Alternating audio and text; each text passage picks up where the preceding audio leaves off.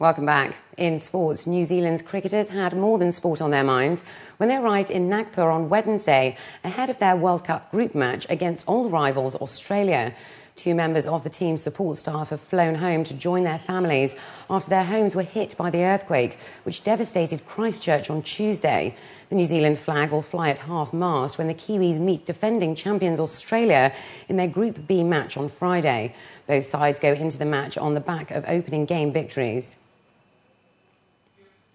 Kenya must be much more consistent in every aspect of the game if they are to be competitive, coach Eldine Baptiste stressed after his team suffered its second straight heavy defeat at the Cricket World Cup on Wednesday. Pakistan made a winning start to their campaign in Hambantota, recording a 205-run victory after amassing 317 batting first.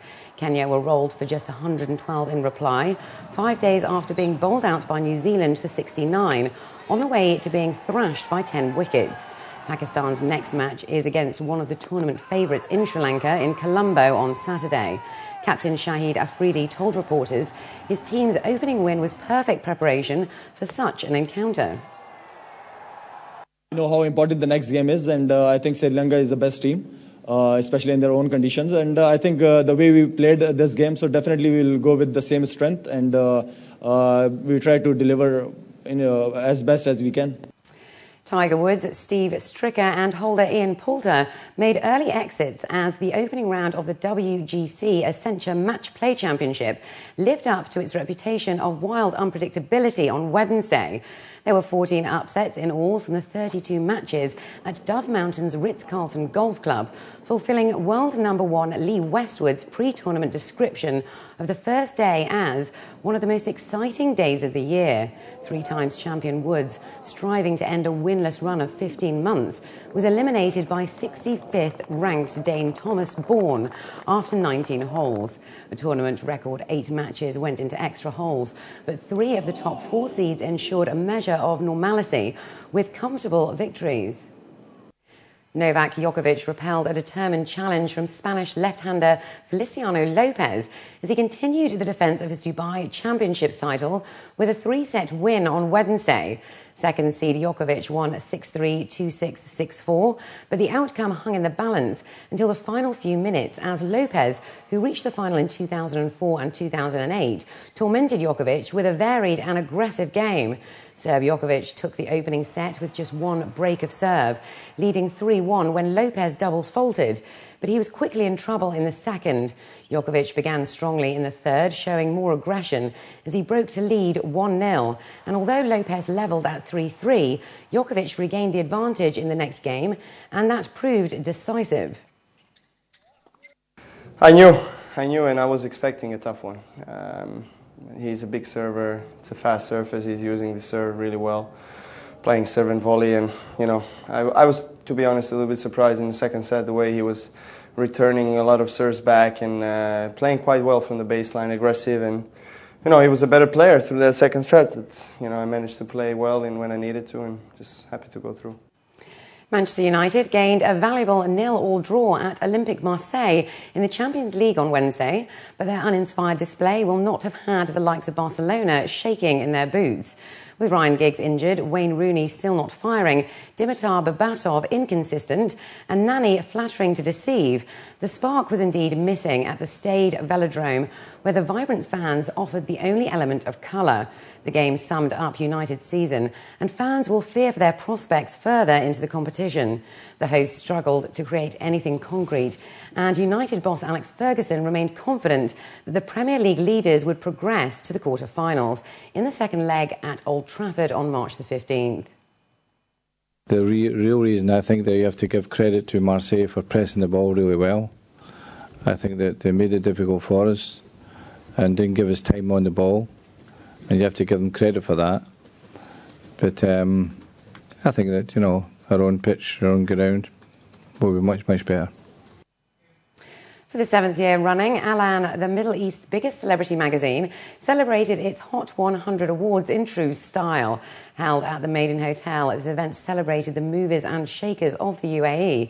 And given the lineup of notables, this Oscar-worthy event was full of glamour. June Wrigley was there. We're here on the red carpet for the Alan Hot 100 Awards. This event welcomes the UAE's most influential and interesting people and personalities. The Hot 100 list represents those who have made a difference or notable contribution to the UAE in the categories entrepreneurs, activists, trendsetters, and pioneers. This year's chosen 100 have been selected from over 1,000 nominees. The Hot 100 has been going for 7 years, so tonight is our 7th celebration. And what we do is we basically start a nominations process, which happens in October. We open nominations online through our websites, Aklan Live and Masala.com. And everyone can basically nominate who they want to. The stories that they hear, whether it be the unsung heroes and the charitable people who are doing amazing things, in whether it be charity or culturally or environmentally, or the entrepreneurs who are industry leaders, or the trendsetters, the style icons of the UAE. So we open up the nominations, and then after that a panel of judges comes together, me being one of them, along with the other Aklan editors, and we sort of come up with the final 100. So it's a very long process because we want to make sure that we're getting the best people. The Hot 100 is a launchpad for some of the UAE's rising stars, and this year the Hot 100 list is a true representation of the rich mix of cultures and nationalities that are found in the Emirates. And one of the first Emirati women in banking, this activist is training the UAE's future leaders. Rahab, congratulations on your nomination. How do you feel?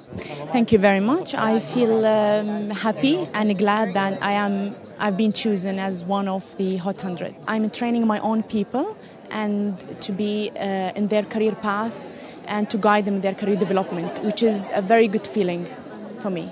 Rocking the UAE's radio at 5 in the morning, our two breakfast co-hosts keep us up to date with all the best music on our morning drive. Congratulations for being nominated for the Hot 100. How does it feel? Thank you. Yeah, and you know what? It's awesome. It's something, we've done this for over a year together. I'm smiling. No. This is Chris Fade. I'm Chad. The Chris Fade Show with Chad, Virgin Radio. You can't tell. This is something we do every day, and just to be recognized for something that, we wake up and do normally, it's pretty cool. It's pretty cool. We enjoy it. And it was cool to be in the magazine. When we first got to Dubai about 3 years ago, we knew it was around. We said, hey, Chad, can we get in that? And they said no. And they kept saying no. And then we paid them a lot of money. And then we kept mentioning. And then next thing we know, here we are. So it's amazing. From trendsetters to humanitarians, activists, and pioneers, tonight the who's who of the UAE will be right here. And this entrepreneur is the man who puts Dubai's glamorous nightlife on the map. We specialize in luxury nightclubs, and we have the privilege to be running the Armani Privé in the Burj Khalifa. And so you're the reason why the UAE is known around the world for its hot clubs and, beautiful women and all of the bling. To be honest, I was the first person who opened the first nightclub here, like the biggest one, and I've been obviously very involved in the whole nightlife, so I believe I contribute quite a lot to the region. And making this a truly star-studded event, international celebrity Jermaine Jackson, older brother of Michael and Janet Jackson, was there to lend the Hot 100 winners some support. Although the red carpet is an event in itself, no award ceremony is complete without a hot after-party. June Wrigley, 7 National News. And with that, let's take a look at the international and local weather forecast for tomorrow.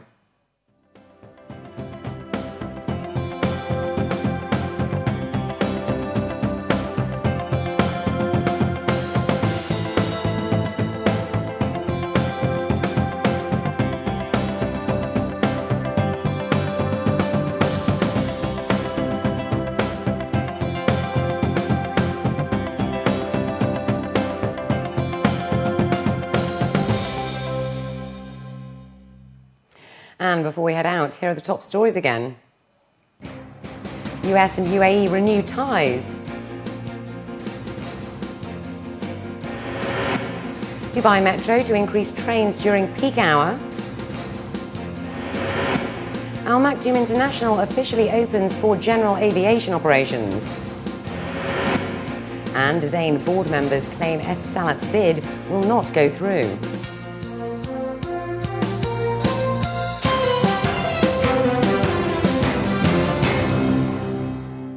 Well, that brings us to the end of the bulletin. As always, please feel free to get in touch with us at news@city7tv.com.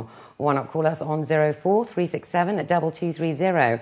And please do join our Facebook page. For the entire news team, it's goodbye for now.